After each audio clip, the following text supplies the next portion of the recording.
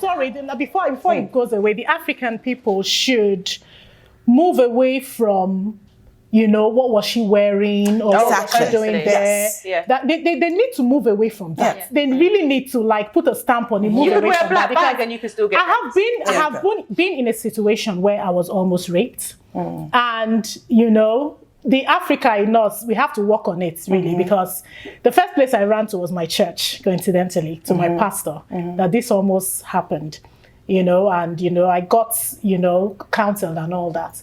When I got married, I told my husband that this almost happened. In fact, he knows the person, and the first time he was sympathetic, but just as this Busola thing came out and we're talking about it, the Africa in him came out and said, Yusuf, what did you go to do there? So we should move away from that. Yeah. What did you go to do there? Yes. What were you wearing? Yes. Or what else? What's the question they ask? Yeah. It's almost like it's just your fault. No woman should be raped. Yeah. If you feel like wearing pants and walking on the road, a man should be able to put himself under control. Yes. Totally. And we should put the torchlight on men putting themselves under control. Yeah.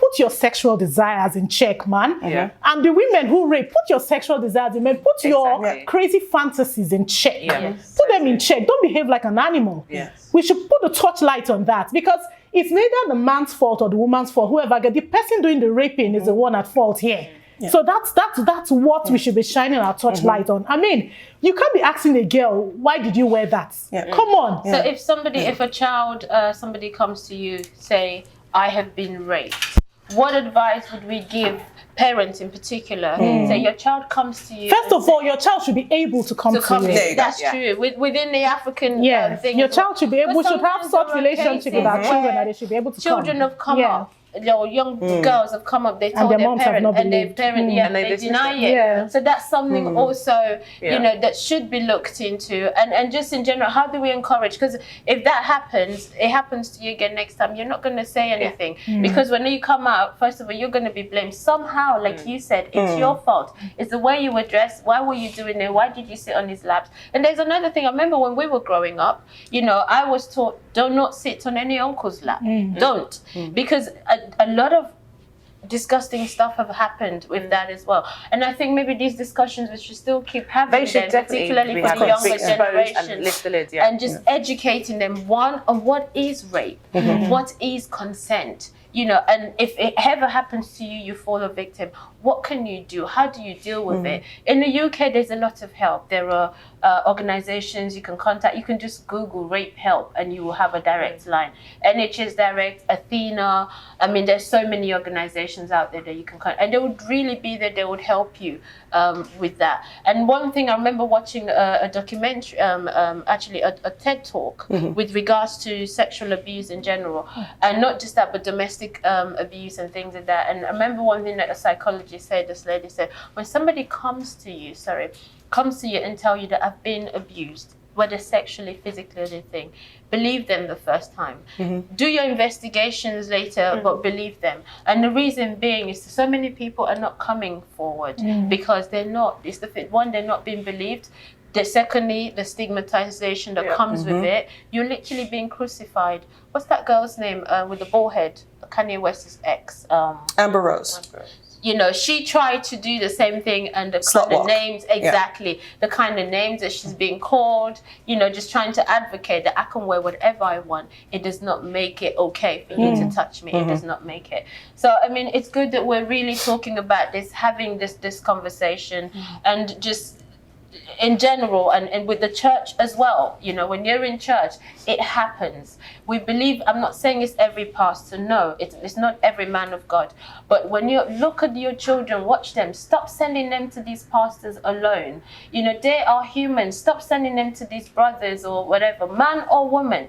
Parent needs to take more responsibility, because within the African community, I am African. I grew up with it. I grew up in the church, and there's that whole like a trust that we have, and it's okay to trust these people, but don't. But use common sense. Yeah, you as a parent, protect your child. Like that should always come forward. And there are times where young girls would do these things, not because they feel, they know it's wrong, but sometimes there are financial implications as well. You do it and you get given money and you take it home and you buy stupid things, but then you feel horrible about it. So it's damaging when rape happens. Yeah, the damage, it's just, it's you can't quantify it.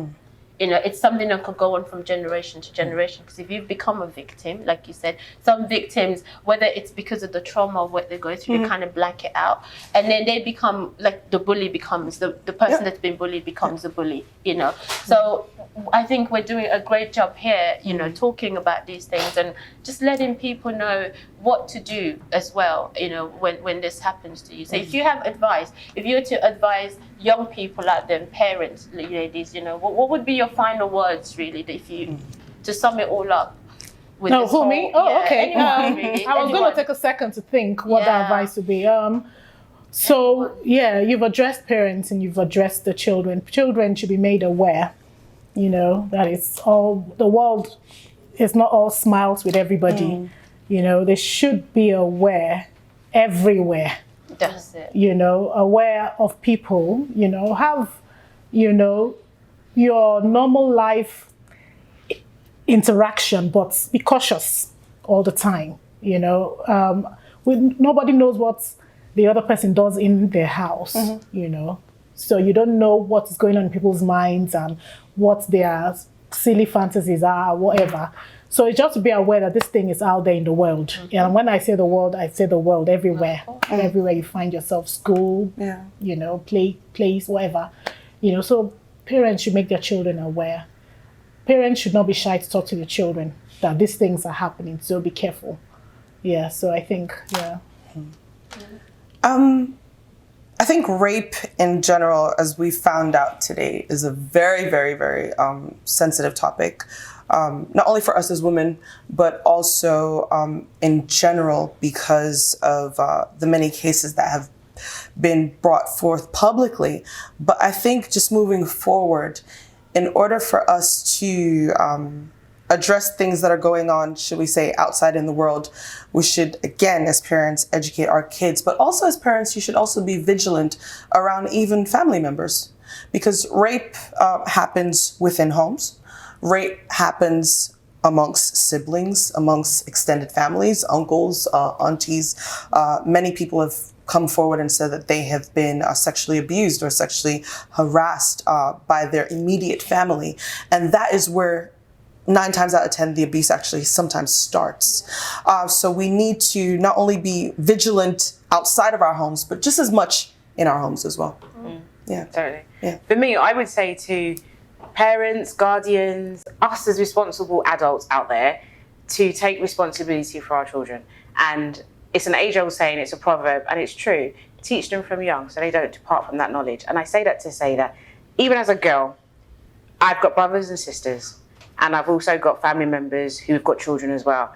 We were all taught when our mum was bathing us when we were young, how to bath, but also showing us if people touch you here, here, or anywhere that even makes you feel uncomfortable, speak up. My mum's always been an advocate of that, and I've seen my friends also do it with their children as well. And it's something that I've noticed that has worked within us to know these are my body parts and where I feel comfortable and not comfortable. So as an individual, I've grown up with that and it's never left me. And I've instilled it with my younger peers as well. But also for the fact of parents, to know that rape doesn't just happen at night. So where in our African culture we say, don't go to that person's house too late. Yeah, that's correct in all different reasons.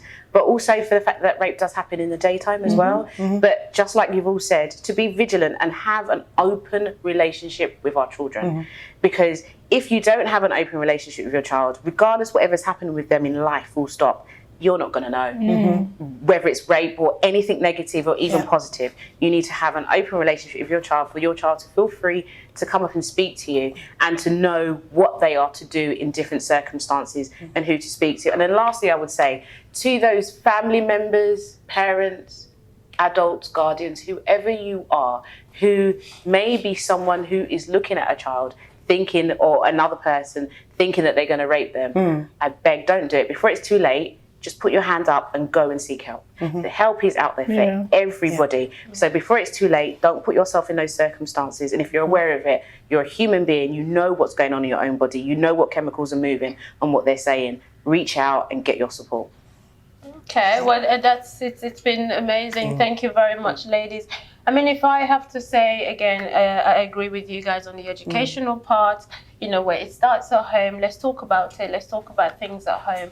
Open your mind everywhere, not just anywhere. And statistics has shown that majority of sexual abuse cases happens from somebody you know. It does not happen from the cases of like a stranger just coming to rape you are far less compared to you being raped by somebody that comes from the home.